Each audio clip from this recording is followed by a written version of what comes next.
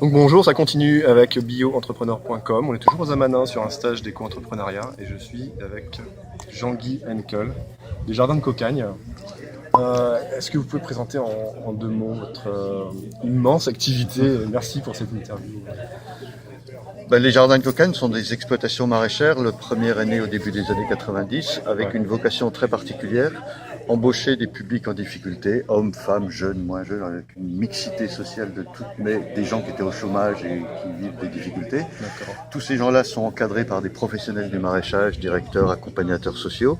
Et tout ce beau monde va avoir une exploitation maraîchère de 4 ou 5 hectares, produire des 80 légumes différents sur 50 semaines par an pour faire des paniers de légumes bio qui sont distribués à des gens comme vous et moi qui les achètent chaque semaine. Et on a été les premiers à faire ces paniers de légumes en France depuis les années 90. Ensuite, on a été rejoint par le monde agricole, etc. Mais on a développé ça. Et donc, il y a aujourd'hui 130 jardins, puis 5000 personnes qui travaillent. 5000 personnes. Et on livre entre 25 et 30 000 paniers de légumes chaque semaine. D'accord. Vous avez commencé tout petit, puis un petit peu plus grand, puis de fil en aiguille, vous êtes arrivé jusqu'à 5000 personnes. Et Ouais. combien de jardins? 130. 130 jardins.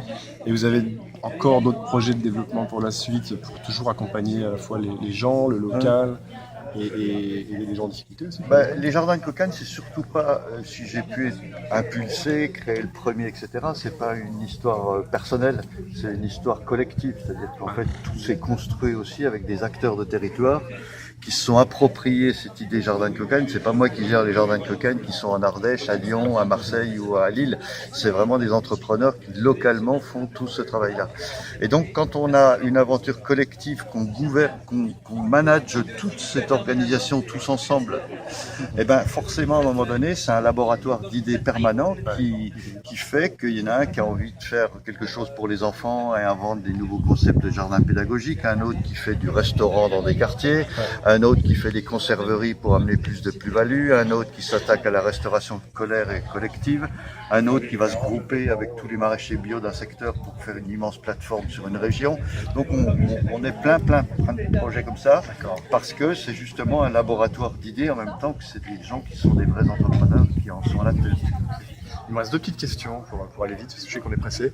Vous avez parlé de la R&D et du rôle de la R&D par rapport à cette activité finalement qui, comme vous le disiez, a un savoir-faire qui est assez ancien. C'est quoi ce rôle de la R&D pour vous dans votre domaine?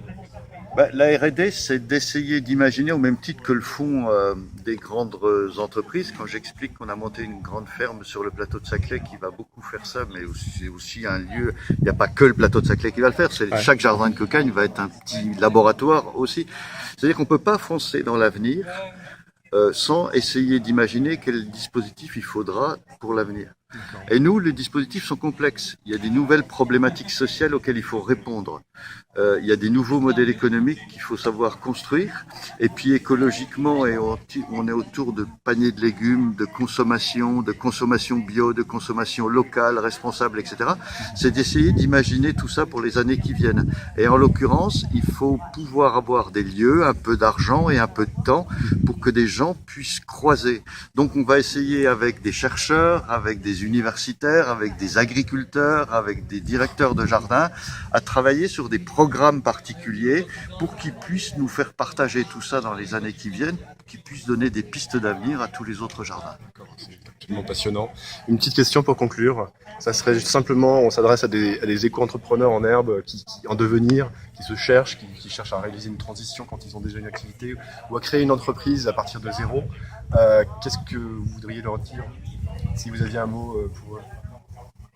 Qu'ils lâchent jamais, parce qu'effectivement, quand j'ai imaginé le premier jardin de Cocagne et que je l'ai raconté à des gens qui, pour avoir un peu d'argent pour me le faire financer, ils ont vraiment cru que j'avais un problème de santé mentale, parce qu'ils ne pensaient pas une seconde que des gens qui choisissent pas leur panier de légumes, des légumes bio produits par des gens en difficulté, personne n'y croyait.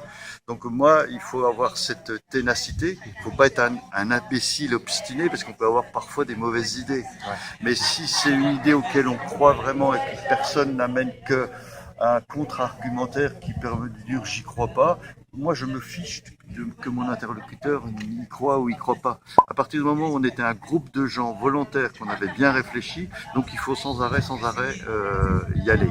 Et puis la deuxième chose, c'est qu'il faut savoir trouver des troupes aussi de gens qui partagent votre projet, parce que vous ne ferez jamais rien tout seul. Okay. Merci beaucoup d'avoir accepté cette interview. Et bonne route pour votre projet de R&D donc sur le plateau de Saclay. Ça s'appelle la ferme. Ça s'appelle la Maison Cocagne. La Maison Cocagne. Voilà. Merci beaucoup. Merci à tous.